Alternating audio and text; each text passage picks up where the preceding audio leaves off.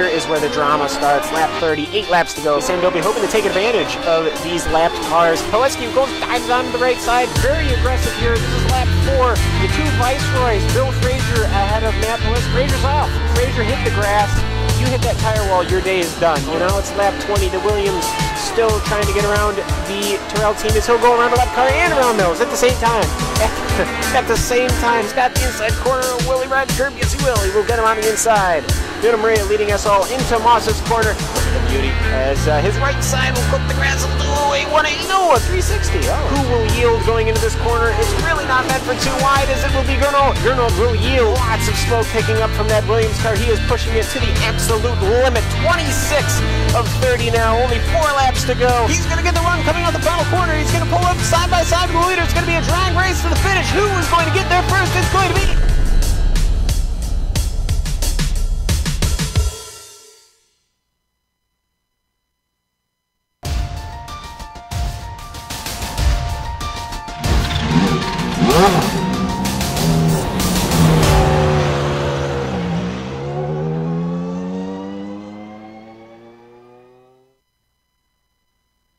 3 rounds left in the magical mystery that is this unforgettable series. Every 3 months, a championship is fought for, with winners and losers along the way. However, this season is closer than ever. The best of the best have charged their way up to the top, which includes the man who has won 14 out of 22 titles, and the man who is the reigning champion. Round 10 is a blast into the past as Watkins Glen in New York State sets our scene for the CTC Lotus 79 series on iRacing Live and the global SimRacing channel. Good morning, race fans, and welcome to the GSRC Countdown to Green. I am your ever faithful first choice voice, Mr. Hashtag Do You Mind himself, and observer of SimRacing, Jake Sperry, keeping a watchful eye on proceedings today. Joining me is the David Von Erich to the Kerry Von Erich, Sean Crackers Ambrose, or should I say to my Kerry Von Erich. Amjad Yaman will be back on camera duty once again, while the cameras have been primed and set by the Invisible Man, Dougie Beard. But Sean, Watkins Glen is fast, ferocious, and the making or breaking of stars. In World Championship terms, we call this place Hutu Land. In CTC terms, what do drivers have to challenge themselves to step up to the plate? Well, Jake, you know, they're going to have to challenge themselves here today because there's a lot to deal with here on this circuit. One thing they're not going to have to deal with is that inner loop. So draft will be a vital friend. A lot of camber changes on this track, so suspensions will need to be a little bit higher than normal to tackle this circuit right here on the southern tip of Seneca Lake, Watkins Glen, New York. Initially, public roads in the village were used for the race course. In 1956, they built this permanent circuit, and except for a few changes, the circuit's current layout has more or less been the same since 1971. But today, it's about the racing, where the drivers will need to negotiate 11 corners over 3.36 miles of asphalt and concrete. But the best way to get an idea of what it's like to go around this place is to jump on board the GSRC Lotus 79 and take a lap around Watkins Glen.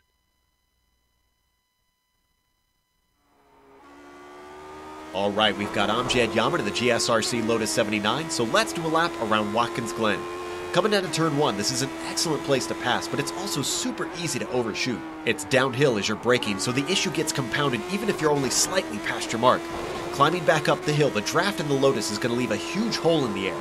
That means you'll see drivers pulling someone in from a long ways back. There's no lifting all the way through these S's, and since this layout skips the bus stop, you don't touch the brakes until the carousel.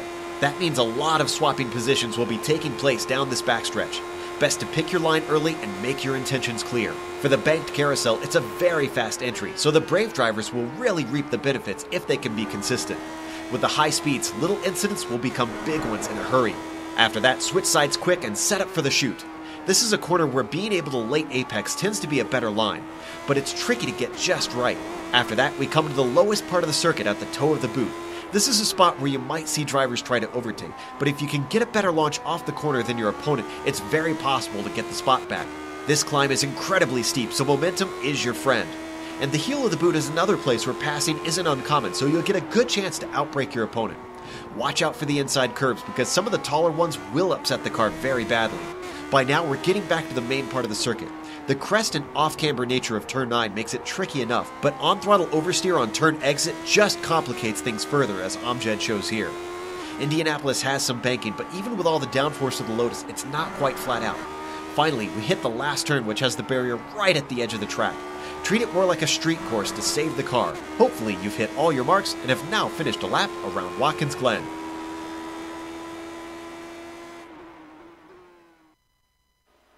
And there we see the GSRC Lotus 79 having a trip around Watkins Glen. A beautiful, beautiful sight indeed. But this being round 10 of 12, the race details up on your screen right now. You see the nice little blue things up on your screen. Those are water droplets because we have drop rounds here. 4 drops for the drivers, 2 drops for the teams on this 28-lap race that we have here today. No stops for fuel, so it is a go-get-them sprint with 17 incidents into the tank that you have. Of course, official for iRacing, as are the Drivers' Championship points. Official iRacing point standards. But this Drivers' Championship, despite not racing last week, Nuno Moreira's 3rd drop week of 4 has been used as he, let's open quotation marks, in theory, extends the gap to 79 points over both Jarno Friche and Kaio Ruokola. But more importantly, Sean, Jarno's only used 1 drop this season.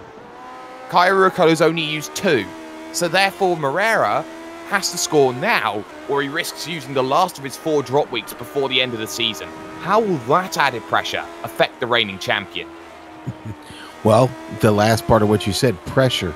That's all it takes, and unneeded pressure is something you don't want at the end, going down the stretch here. So Nuno's got to be very, very and speaking of which, just went to the top of the board there. He's got to be very careful about how he proceeds here over these last 3 rounds.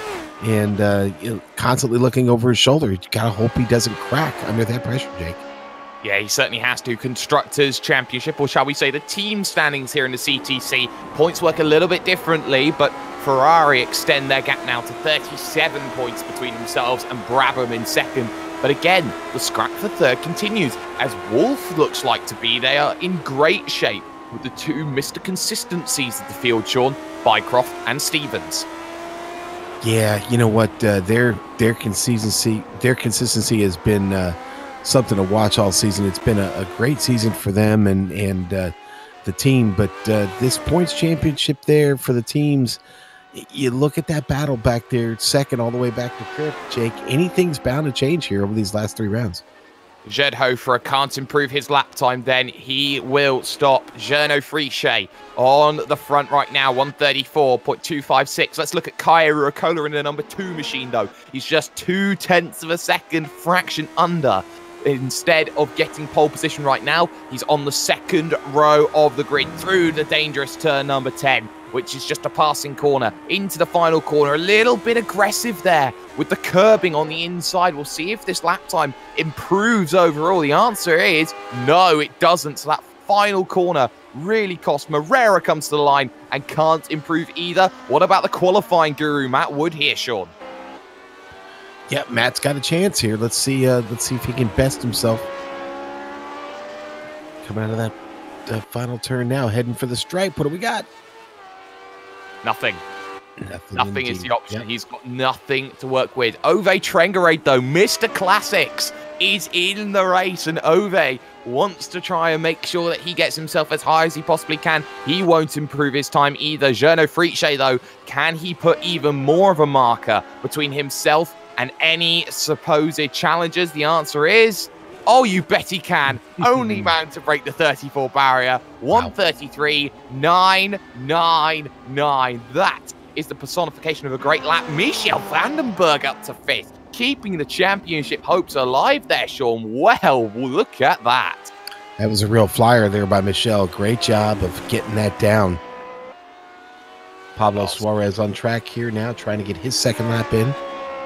He was down in position number 18, so he needs to find a little bit more. 1:35.8 is quickest right now, needs a couple of tenths of a second. He finds a tenth, so he'll improve time, but not position. And Bristolian Barry West will be the last driver then to come to the line. We'll see what he can do. Currently 22nd of 22 right now here on a 36.2. He will not improve that time. Everybody is over the line then. This is how the field will look. Gernot Friche, pole position, 1:33.999, almost 4 tenths quicker than the championship leader and reigning champion, Nuno Moreira, in second overall. Jed Hoferer will start from third, the heir apparent to Gernot Friche, with Kaya Ruakola in fourth. Michel Vandenberg will start from fifth on the grid, with Juha Norlampi not in the CTC Championship battle this year, but is in the shout for the iRacing Overall Championship. In sixth position, Steve Bycroft, seventh with Matt Wood, eighth. Joni Kajanen, shall I say, in ninth position. And Fabian Gerber rounds out 10. All right, and then we're going to drop down to 11th. It's going to be Richard Borchers starting there in 11th. Ove Tranegade will start on row 6 there with him. QC Clapp on row 7 with Tobias Gerber. Keith Herner and Martin Blaze will start on row 8. Cedric Kolchik there in 17th. Pablo Lombra Suarez 18th. Mark Winfield 19th. Thorsten Call 20th. Mark Pickford 21st. And Barry West will round out this 22-car field today. We had a split, Jake. Big points at stake in this one today. Big points at stake, and I know it's very early for you, Sean, here this morning. I'll just let you get a couple of moments to put your teeth back in. Same could be said for me. But 2 minutes then to get up onto the grid, or you start from that dreaded place known as pit road.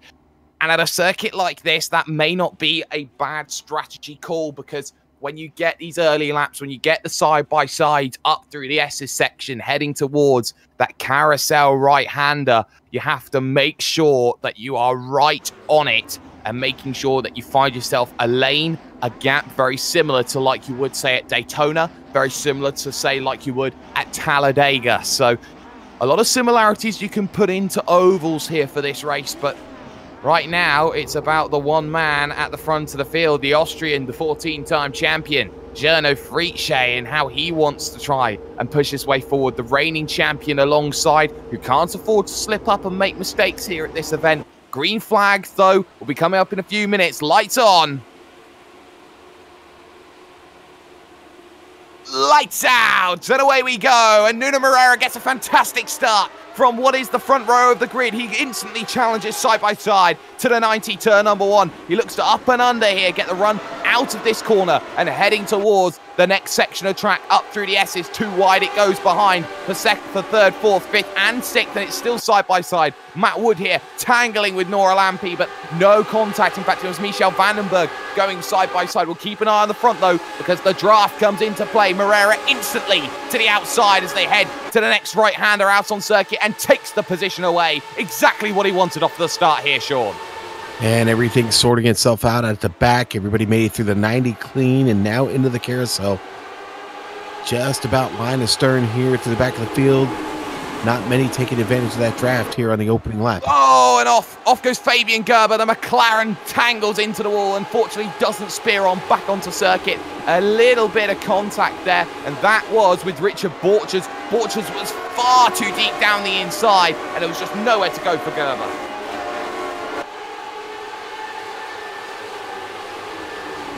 That's a tough break there for Gerber. It's this early in the race.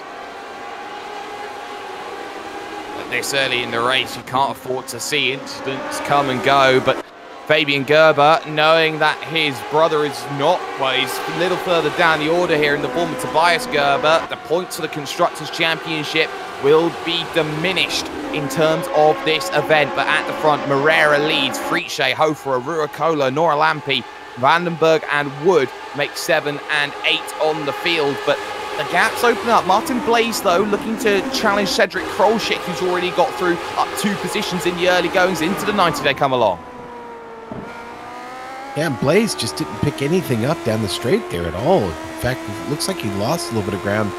Krolschick able to kind of scream away up here through the S's, gain a little bit of ground on Keith Herner. And that's what he needs to do, find that little bit of ground. Richard Borchers was having a look at Joni Kajanen up through the SS section, had to back out of it, can't make the move. Ove Trengerade, Mr. Classics, waits in tow, but to the front of the field, Journo Friche has a half chance here on the outside as they head to the chute. He has to back out of it in comparison to Nuno Moreira, and Friche clearly looks like he is the faster driver of the two, but he's going to have to bide his time today as he has another little look into the tow. Wow, they've spread out quick too, from nose to tail here. Quite a long line of cars. Oh, they know how much the pace is important here. They can't afford to be making mistakes, so they are going to try and sit in the draft and work as much as they can. As down to the inside tries Kaya Ruokola, little opportunistic on Gerd Hoferer. Remember, Ruokola's in the championship battle as much as Journo Friche is. He needs to start thinking about making positions and taking positions as well. Yes, it's a 28-lap race, but Kaya Ruokola's got to drive offensively against the rear gunner of Hoferer.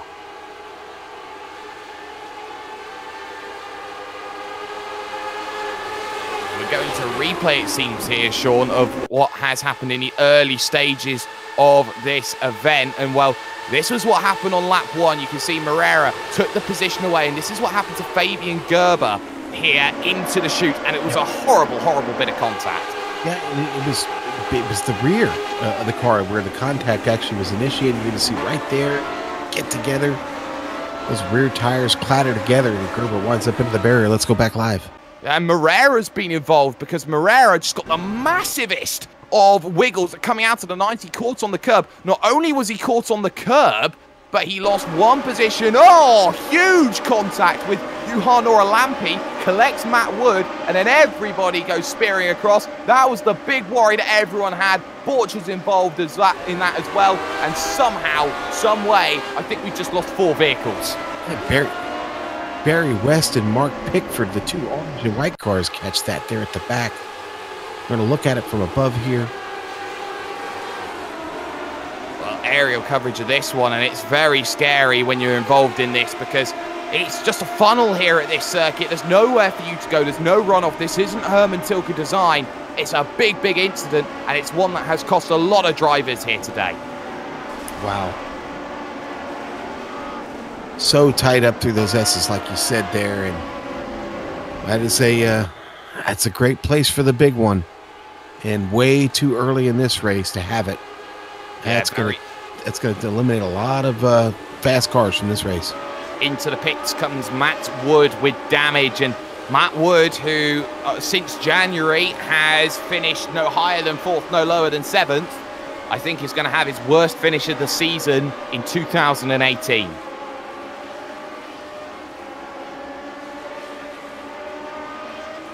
Well, that's Herner off there, Sean. Yeah, Herner's had a problem. We've got a replay of it here. Let's see what happened. Oh, he just got through the 90. He just struggled to get the power down, gets back on that curb. And I tell you what, that curb is not much.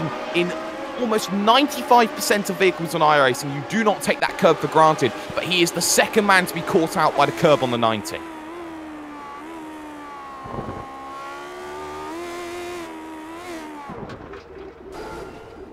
Oh, you see it there, Sean. They're just getting a big wiggle.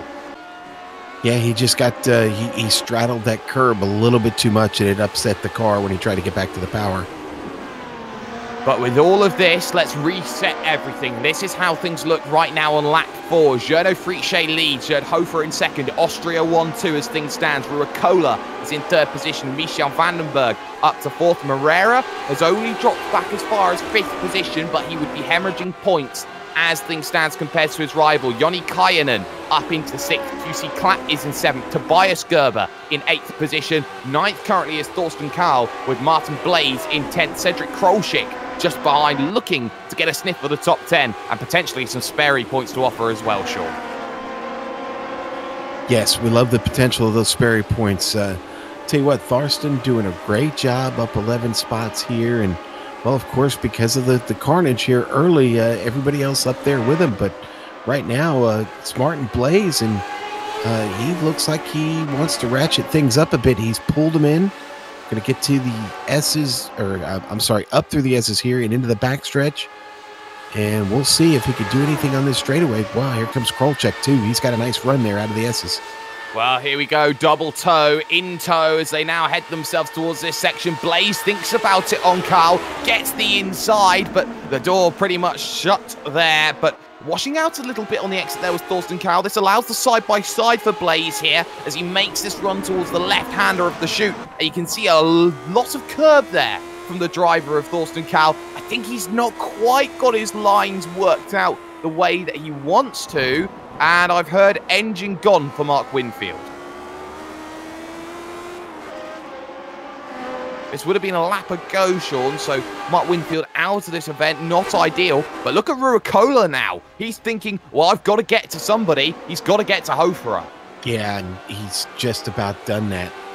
Was a little bit faster on the last lap and obviously benefiting from the toe just a little bit across the line and down the front straight here.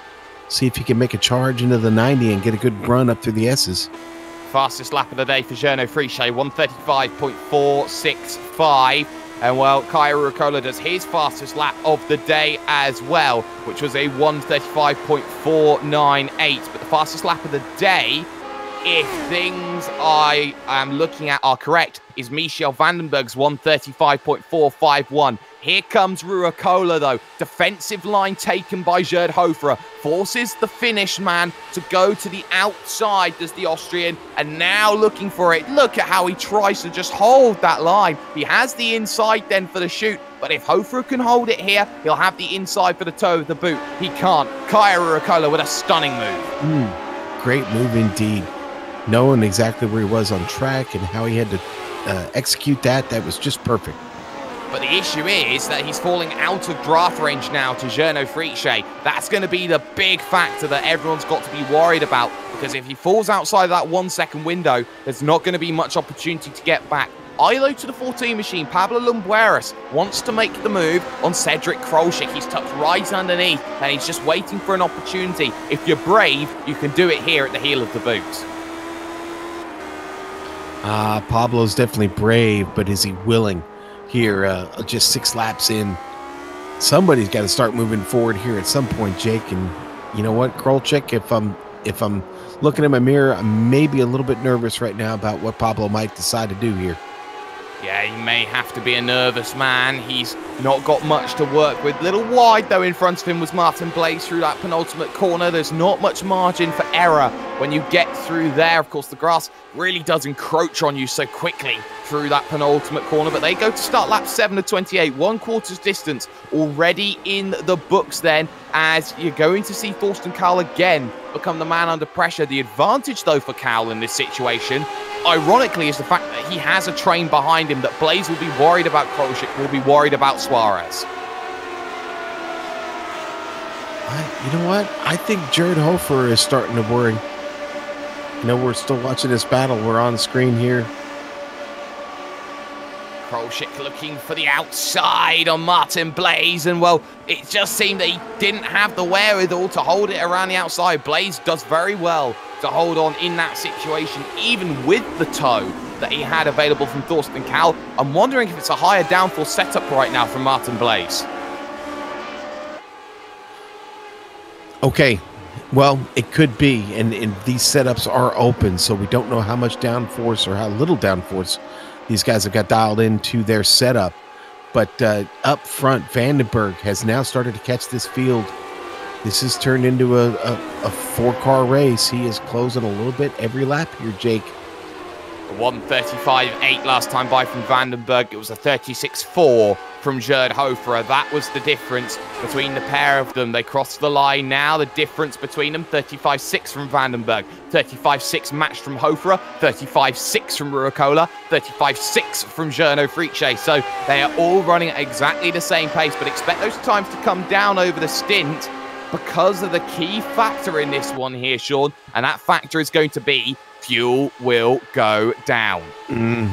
Yes, and as these get lighter, they do get faster, and they handle differently as well. So with that comes a little bit of sacrifice, and you've got to take care of the tires here at Watkins Glen. No one seems to have had a significant problem with that here yet. The omission of the inner loop definitely helps that. But so far, these 4 up front are sailing away from the rest of the field. Minimum. Oh, a battle for 9th. Yeah, Mountain Blaze. Around the outside, and like Eminem, around the outside, he makes that move, and he makes it look easy here from Thorsten Kahl. Easy pickings indeed. GSRC replay up on screen of that one. You can see he caught the toe, he had to move across to get it back, and that was that second bit of draft that really helped him get around the outside, Sean. Yeah, it's a real power move there, and he's able to hang on to it and continue on. Now dropping some time between himself and Thorsten Kahl. Has to be careful about dropping that time, because if he drops too much of it, he will fall outside of the 1 second window for the draft. Ove Trengerade has got back onto this group now. It's a train of 5 that we're looking at. And Ove Trengerade, he's not going to care about the CTC Championship. He's going to care about one thing: positions. Yeah, he'd like to get in front of all 4 of these and get to work on trying to catch Tobias Gerber up there, but he's got to worry about these 3 in front of him here first, or I'm sorry, 4 in front of him, and right now it's making it looks like it's a little tough getting around Suarez. He's not able to pick up any ground there up the straightaway. Here comes Hoferer down to the inside of Ruokola, so the battle not over here for position number 2. Remember, it's 3rd in the championship against the man who is looking at 4th, 5th in the championship. So Hoferer looking for the outside, looking for an opportunity at Watkins Glen. It doesn't work in Jerd's favour, so he has to stay behind, but crucially, Kaya Ruokola is dropping time to Journo Friche. The more this goes on like this, the further away he will go in this race, the harder it will be to get back and attack in this one. And that's what Ruokola can't afford. But look further back here, because Blaze now under pressure from Thorsten Kahl trying to come back. He can't make it happen through the chute. And now look at this. Krolschik wants a piece of the action, as does Trengerade around the outside as they get to the toe of the boot. Ove putting it out there, and he's going to get around. Look at that nice move around the outside for Ove Trengerade. Very magnifique. That was beautifully done from Ove Trengerade as he moves himself up into position number 12. Now has an eagle eye on the driver, Cedric Krolschik, here for position number 11. Not going to happen just yet. Sits, waits. Opportunity will knock later on in this event here, Sean, for that move to happen. Yeah, Ove's got another spot in front of him there. He's just got to set this up, and just like he did on the last one, that looked like a good opportunity out of the toe. I expect to see him maybe try and use that again here as they come around.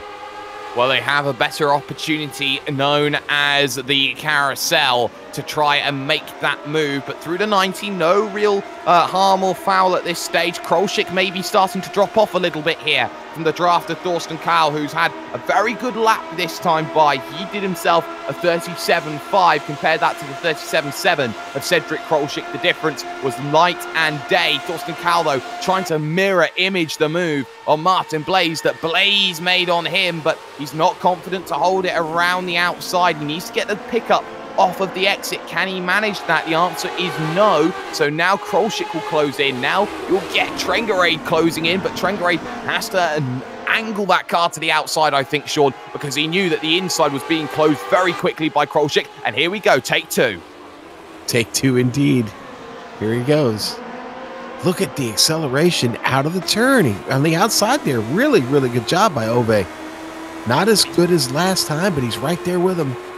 But he's on the outside heading into the hill, which is a one-line suit-stall corner. They'll cost each other time here. They get side by side, but now the corner favors Trengerade, and that is pretty much a textbook way of how to make the outside work, because he didn't have to do it once on that move there, Sean. He had to do it twice.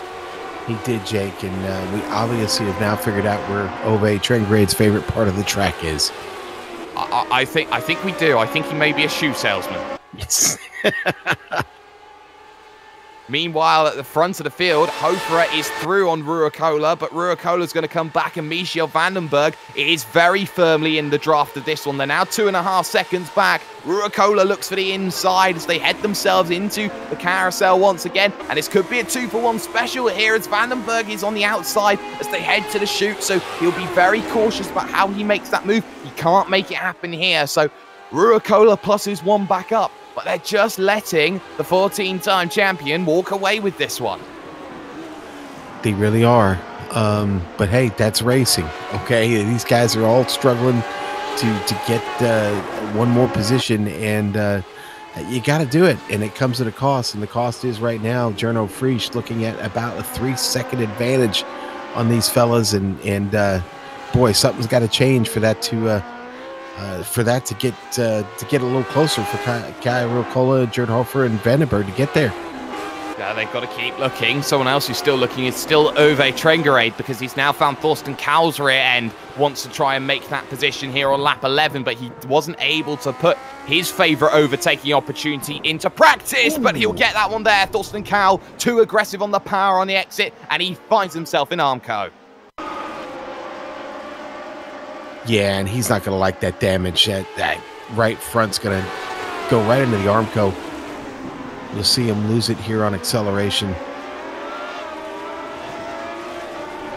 It's just the fact that he got that rear tyre out on that curb. Yeah. Maybe even clipped a little bit of grass there. So easy to do.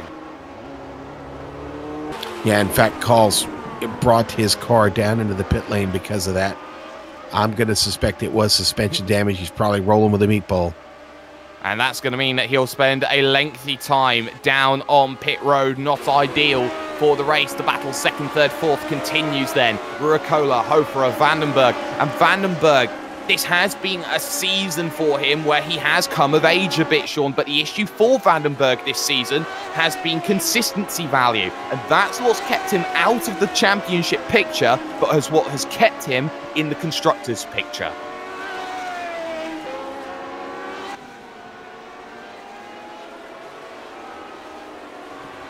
Well, Vandenberg's still trying to make that push, still trying to make that way forward, but he's starting to drop off a little bit here on the driver, Jerdhofer, in the 6 machine.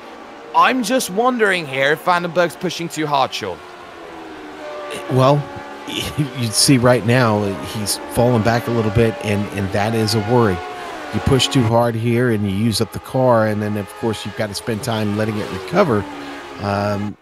Boy, this is not an endurance race, so he's got to be careful of how hard he drives it, and right now he's losing pace quickly here.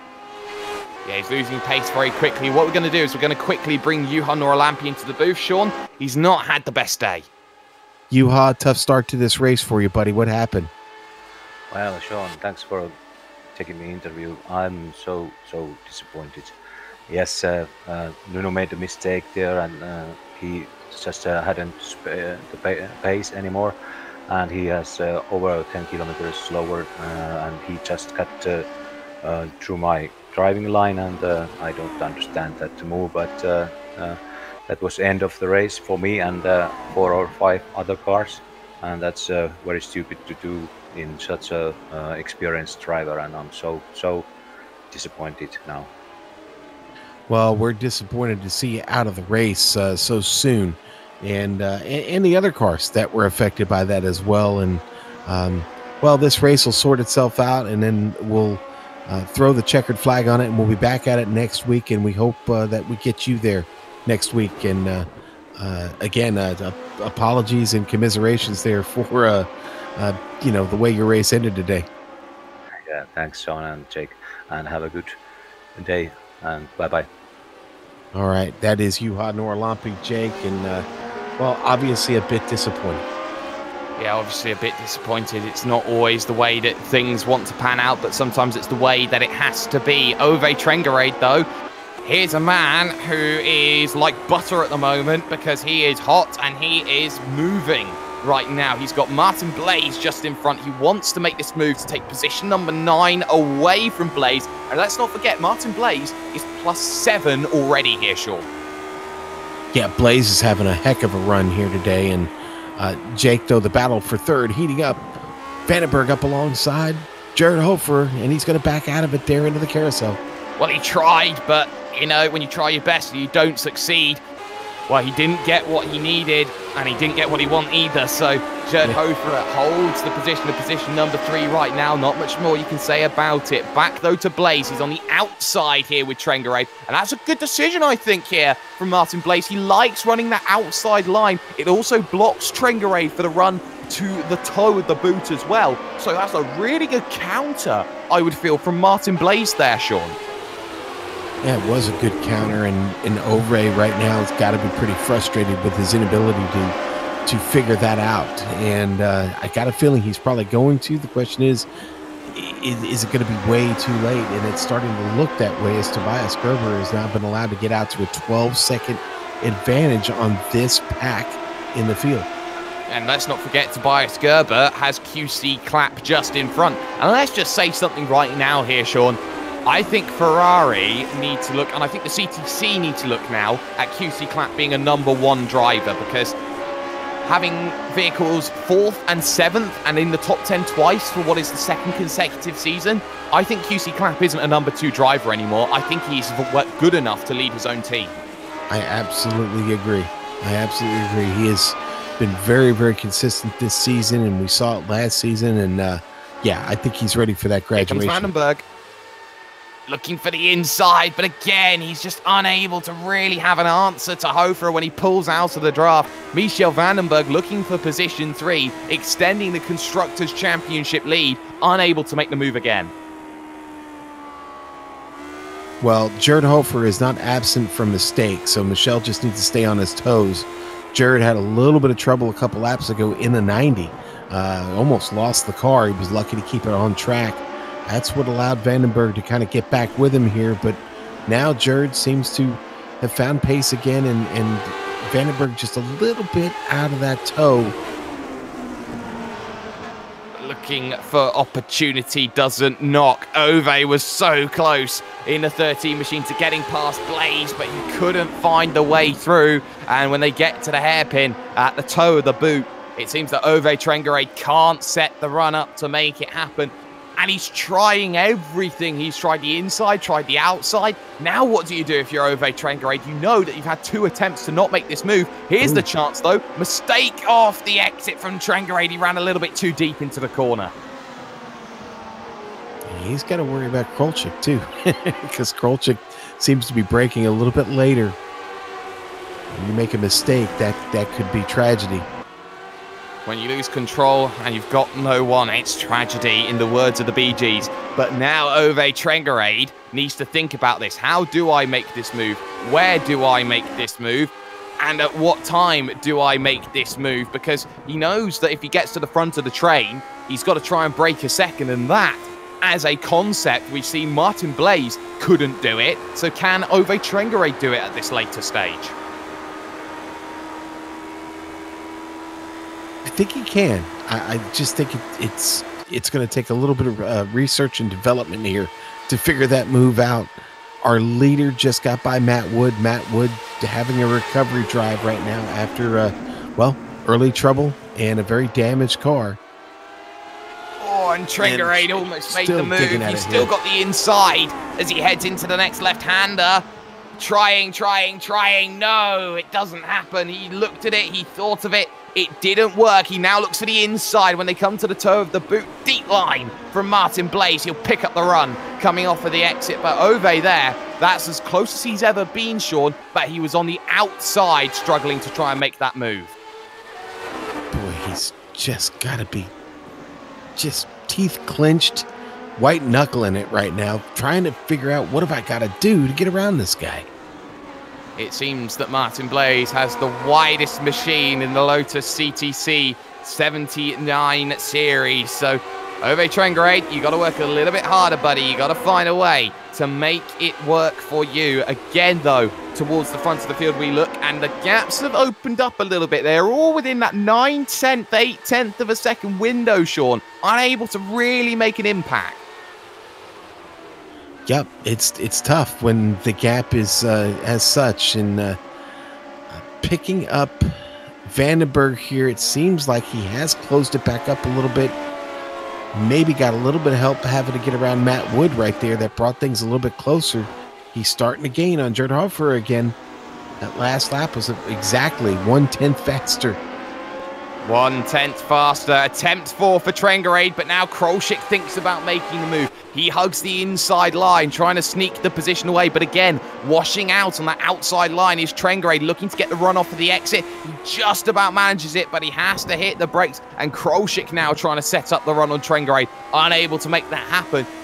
And if anything happens between these three, oh, hello, my name's Pablo Lambueras. If anything should happen, I'm going to take advantage. Yeah. All it had to be, all it needed to be at this stage. Trengarade is hoping for that move. But Cedric Krolczyk, what does he have to do right now? Sean, there's a look there from Lambueras. That was great. Yeah, I know what he's got to do. He's got to watch out for Pablo Suarez right behind him. Well, ever the man who sees it the way that it should be. Trengarade a 10th of a second behind as he heads to the left-hander. Not a passing place to make a move, but definitely one of the closest places he has been for a very strong while. Eyes to Hofer, he brings the gap down. 3/10, 2/10, not close enough to make the move here on lap 18 of 28. 10 laps to go when they cross the start-finish line. The gap at the front has extended now to 4.2 seconds. Prix has run away with this one. Okay, hey, drop back to 9th real quick. I think Ove might have picked him up here. Going to come out of the S's here and look for Ove to make this move. The 5th chance to make it. 5 times. He's not going to be close enough to make this move unless he holds the outside line. Krolczyk looking for the inside. Not working. Trengarade, I wonder if he needs to try and use that inside line to really hook up the runoff of the exit to have a chance at the shoot. I think that's a good observation, Jake. That might be the ticket. Boy, I really thought Ove had him dead to rights there out of the 90. Honestly, he got such a great run, and the run just stalled out on him again. But look at this. Here's a chance for a run. He may think about going to the inside. No, he's not brave enough to send one down to the inside. Blaze had the inside line and was covering it all the way there, Sean. So Martin Blaze, you know, he's proving he can be a pest. You know what? The rear end of Blaze's car right now looks like a 1974 Chevelle station wagon. Look it up, Jake. It's really, really wide. It's really wide indeed. Here comes Hofer looking for position number 2. He gets the run he needs. He moves down to the inside, does the Austrian. Looking to bring back the Austria 1-2 at this stage. Ruokola will hold the outside line and a big wiggle in the mid part of the apex for Gerd Hofer. Keeps him behind just for a moment longer. And that will hurt, Sean. That will hurt because Gerd Hofer, well, he had the chance to make that move. It didn't work out. No, sir, it didn't. Boy, Jake, I can't get off of this. Krolczyk coming around here. It's a 3-car battle going down the straight here into the carousel. And boy, Krolczyk gets around Ove Trengarade. Now Ove's following these two again. Oh, that's not ideal. But again, trying to use the outside is Krolczyk, and he can't make it work. So Martin Blaze survives for another time around. On the brakes they go into the left-hander, and now Suarez thinking about trying alternative lines to start attacking Trengarade. As quickly as you go from offense, you need to be good at your defense as well, as Suarez has a mini look. Very wide goes Trengarade. He'll try and pick it up on the exit, but gets that one working in his favor. Ove now has lost a position and will not be happy at losing that position. All the work he put in to lose that position back, I mean, it's just, it's maddening watching it. I can only imagine how he feels right now. Oh, you bet you can, as Gerd Hofer now becomes under pressure from Michiel Vandenberg behind as quickly as he looked to try and make that move. Now he's got to think about going defensive because Michiel Vandenberg will close the gap at the same rate as the driver of Hofer will close up to Ruokola. They'll go nose to tail once again as they head into the right-hander here of the carousel. So no opportunities to make a move that time by, but crucially, Vandenberg brings himself back into play. I think this podium's going to come down to the last lap, Jake. It's got the potential for it. Oh, I definitely think it does. Let's see, though, if Cedric Krolczyk can make the move, because a little bit wider there of a line there from the driver of Martin Blaze. Krolczyk was all over that section. He was red hot like a poker as he tried to make that move, but he stalls out a little bit there on the outside line. We've seen how Blaze loves to defend that inside, and you saw there, Krolczyk wanted to get down onto that inside. He had to check up, though, because Blaze was still there on the inside. It's a real spirited battle going on between those two. They have dropped Ove Trengarade. Ove really having to concern himself now with Pablo Suarez, who's continuing to take looks at trying to get by him.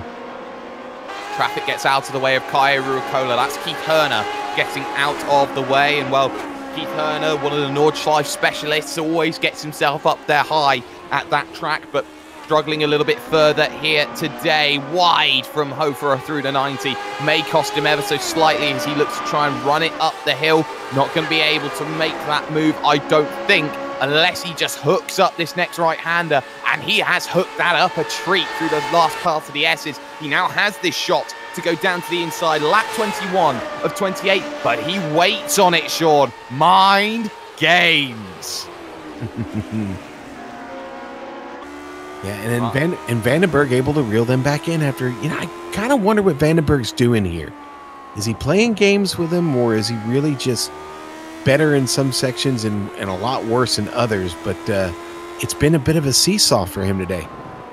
Yeah, seesaw Marjorie Dorr. Vandenberg shall have a new master. Martin Blaze again under pressure now. Here comes Krolschick. Hard defense to the inside from Blaze as Krolschick again is forced to take the outside track. He's definitely getting more and more practice of running this outside line. Well, one time it's got to come off, and you can see this time he tries, but through the second part of it, he just can't apply the power down the same way Blaze does. And Blaze is just being fantastic at this stage. Thorsten Kahl, the lap traffic, will be the next vehicle to negotiate.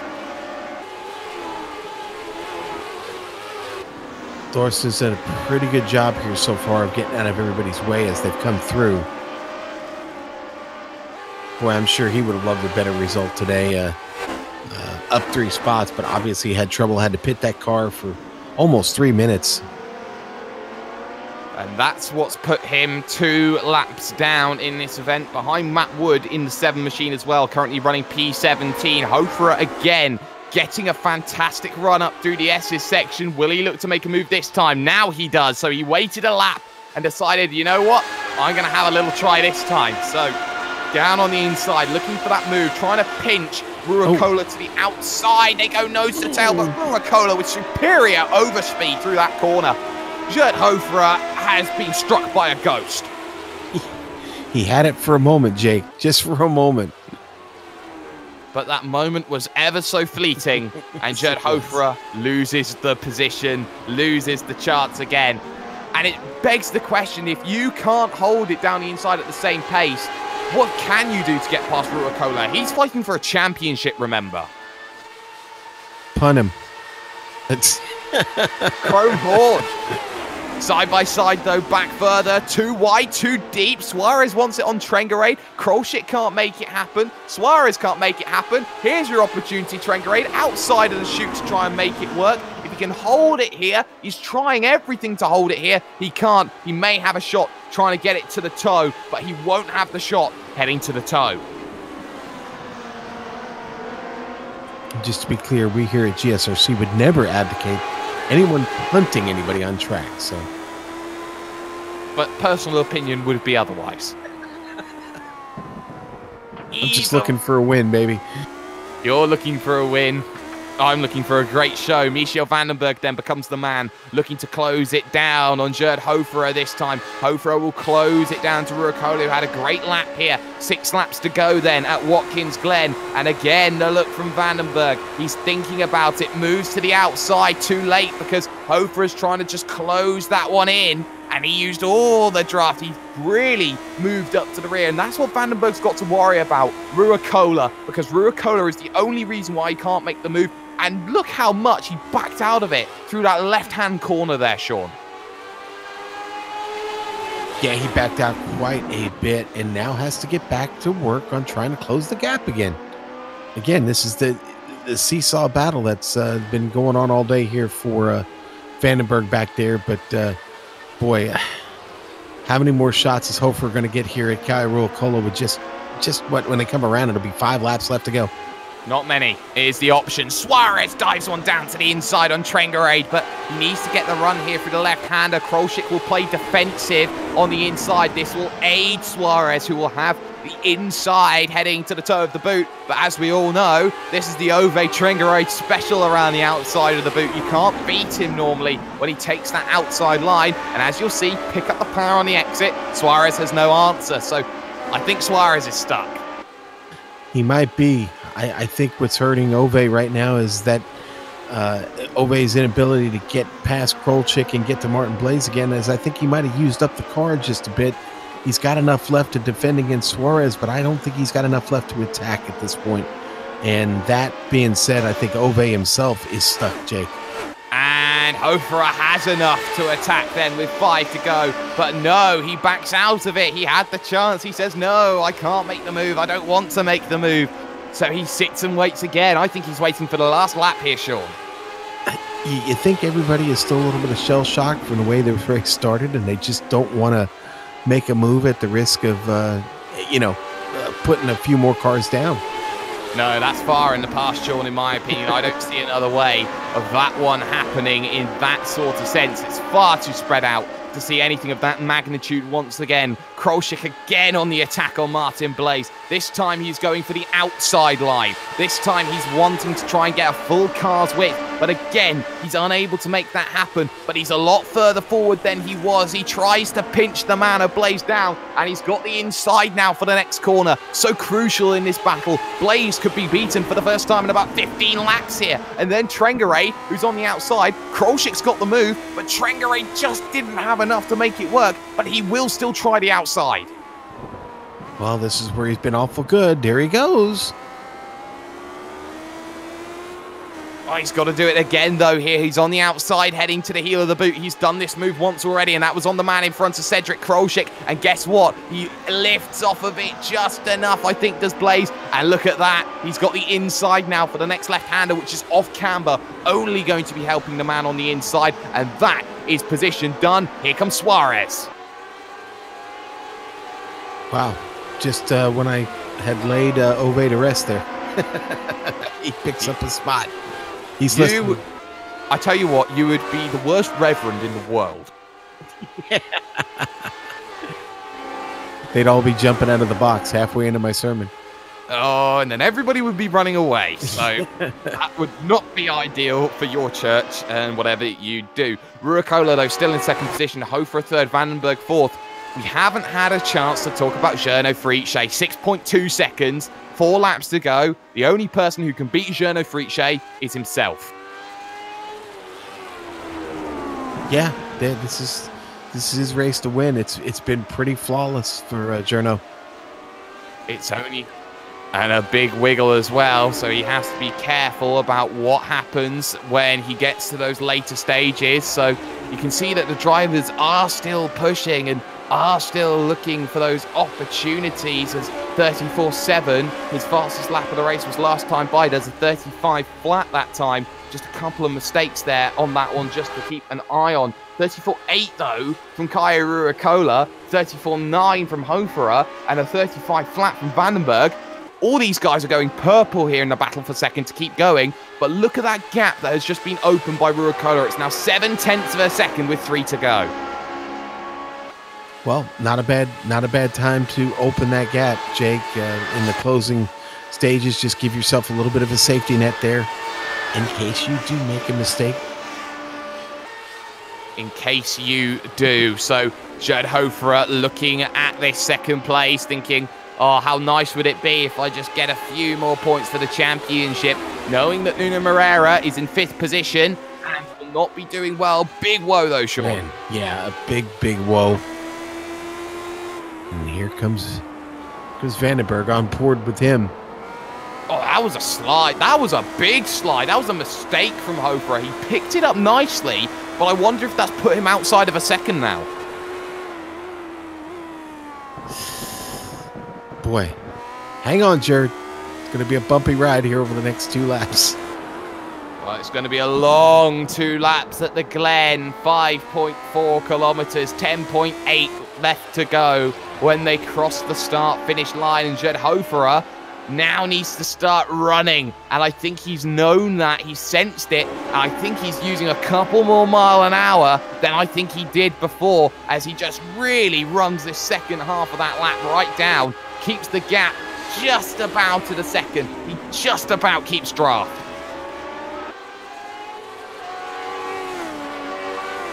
I'm gonna keep fans in touch with the battle that's going on between Krolczyk and Trengrade. It's not over. Ove right at the wing of Krolczyk. Suarez and Blaze have just long lost this battle. They are almost 3 seconds back from them now. And Martin Blaze has really struggled at this stage, hasn't had too much to do, but here comes Vandenberg looking he can't make it happen, Sean. Falls short again on his attempt to get a pass done. What does a man have to do to find a podium in New York State? The answer is more than what Vandenberg's trying at this stage. The opportunity for mistakes still looms for Kaio Rucola. He has made a couple of mistakes in the past when we've seen on the Global Sim Racing channel, so we will not count our chickens just yet. Heading towards the final lap in just 3 corners time for them right now. Back we go, though, to the battle between Krolsik and Trengarade. Trengarade looking for the outside. Not going to happen, and he has to double take it through the corner. So he looks to set up the run coming off of the exit. Doesn't quite work. Gets a little bit of the grass as well. He won't have an opportunity to make the run through the chute. But for Gernot Friche out on track, the white flag will now wave. One final lap at Watkins Glen for him. We will look, though, to the battle for the podium at this stage. Michiel Vandenberg, Gerd Hoferer into the 90, and Hoferer looks like a beaten man because the gap is next to nothing. The only hope he has is that Vandenberg has to check up through this section because the draft is far too powerful. The answer is no. You can see just how close he gets. 0.2 of a second, looking to use it all full bore. 0.1 of a second, moves to the right hand side of the circuit and not able to get it out of the draft. Michiel Vandenberg can't make the move on Gerd Hoferer. The setup, far too much downforce for the driver of Michiel Vandenberg. He can't make that move stick. He's looking for more opportunities now. Into the left-hander he comes to the chute, and already 0.3 of a second get added onto the clock for him, and I don't see many chances left for Michiel Vandenberg to make that final move. Keep an eye on Cedric Krolsik, though, versus Ove Trengarade. This is their last chance to lose. We'll have a very quick look at it, but it seems that Trengarade is far too far back. Keith Herner may have had a little bit to play in that battle on the final lap. So Trengarade 0.3, 0.4 maybe? No, not going to be close enough. But to Gernot Friche, with 2 corners to go, he walked away from the field thanks to Nuno Moreira, his championship rival. He'll gain 4 positions on him, and more crucially in a split race, takes vital points and a vital step towards another title. Gernot Friche wins at Watkins Glen. Rucola will hold on to second, with Hoferer, a sterling drive from him, in 3rd position. Vandenberg 4th. But Nuno Moreira, oh, how you gave the gauntlet back to the 14-time champion, Sean. And you know what, Jake? I'm still following the battle here. Ove has got Cedric right where he wants him, but I don't know if it's going to be enough here. They head down now into turn 9. Just a couple of turns left to sort this out. Ove looking for the move. He's got to go to the inside. Krolsik with the heavy defense. Back onto the inside it goes. And look at that from Krolsik. He has a ruthless part in him. Trengarade doesn't have enough to send one at the final corner. There's no Conti here. Wow. Oh, what a defense from Cedric Krolsik. Yeah. And I think Ove's not going to be too happy about the way that he moved over. Well, I'll tell you what, right now he's going to get Defensive Player of the Year from me on that one, because that was it. That was what cost Ove the chance, is that one defensive move, and it was the only defensive move of the race he really made against Ove, and boy, that cost Ove the last chance he had. Words cannot obey how Ove Trengarade is feeling at this stage, but what we're going to do, the final drive is coming through, the likes of Mark Pickford and Barry West. We're going to step aside for one moment. When we come back, the post-race show on the Global Sim Racing channel. This is the CTC Lotus 79 series from Watkins Glen.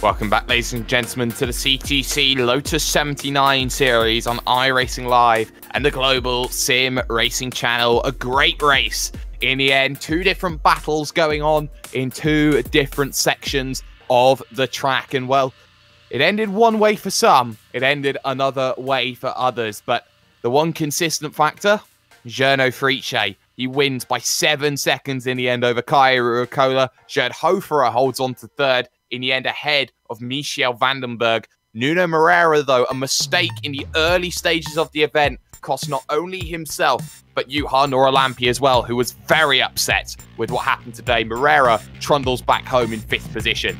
Joni Kajanen will finish in 6th position. Good quiet drive from him today. Same can be said for QC Clapp and Tobias Gerber, 7th and 8th. Cedric Krolschick, we've seen all about the adventures of him. He holds off Ove Trengerade to get the final positions, 9th and 10th. All right, Jake, and I'll take the rest. Martin Blaze with an 11th place finish. Pablo Lombardo Suarez will finish 12th. Mark Pickford, 13th. That was a recovery drive for him and for Barry West, 14th. They were both involved in that first lap incident. Keith Herner, 15th. Matt Wood, 16th. 17th, going to go to Thorsten Call. Mark Winfield, 18th. Richard Borchers, 19th. Juha Noralampi, 20th. 21st, Steve Bycroft and Fabian Gerber, 22nd. Not an ideal day for some, and well, in terms of friends for us waiting for interview, we have a grand total of 0, Sean, at this stage. But let's talk about this season, though, coming towards the end. We've got Suzuka coming up in a week's time with the finish at Interlagos, arguably one of the greatest circuits you could ever put for a season finale, and I would not have it any other way except for Interlagos to be the final round of the season.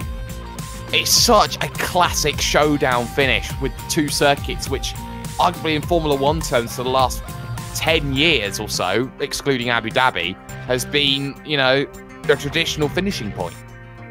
Well, I think having Suzuka in that mix, man, what an awfully fast track that offers enough technicality to it to make it really tough in any car, to be honest with you. So it is not a layup by any sense of the imagination. And yeah, like you said, getting to end this at Interlagos, what could one ask for more than that? It's such a beautiful circuit.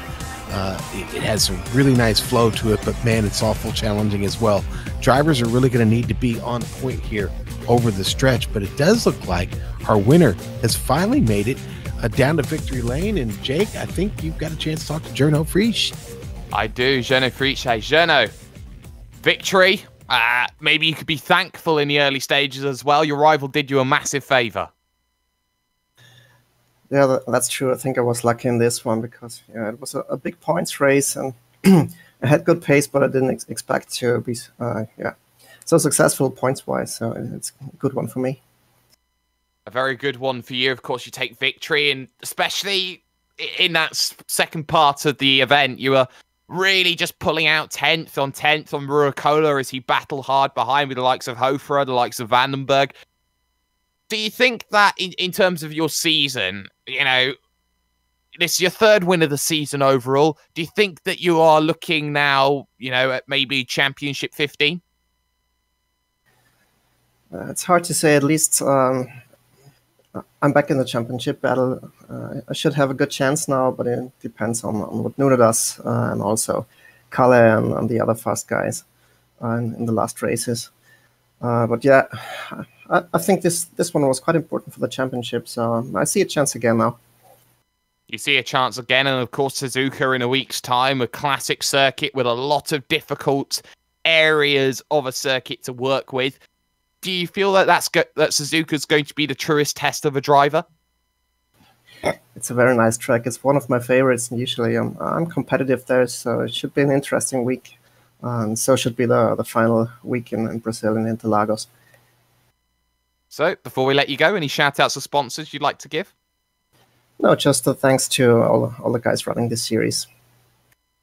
No worries at all. Short and sweet. Jarno Friche, he is closer than ever to title 15. And how crucial will it be to say you have over 65% of the championships in a series? And remember, This series stretches all the way back to 2012. That's how much heritage there is.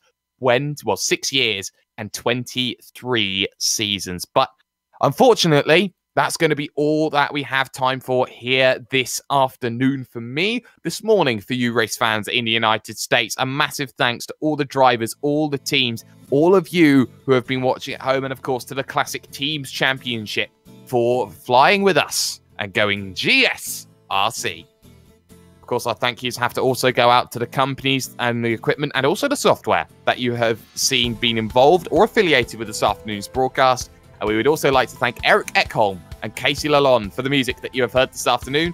Details on how to contact them are on screen right now.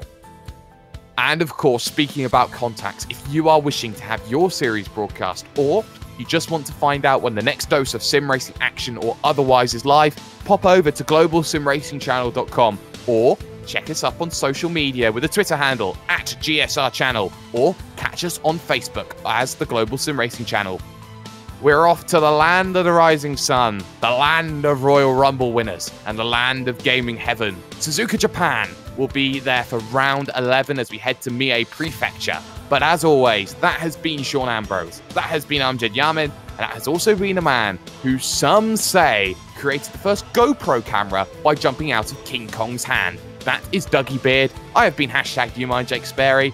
Journo Friche puts himself ever closer, but he still relies on Nuno Moreira just messing up one more time. Remember, race clean, race hard, and we'll see you on the track.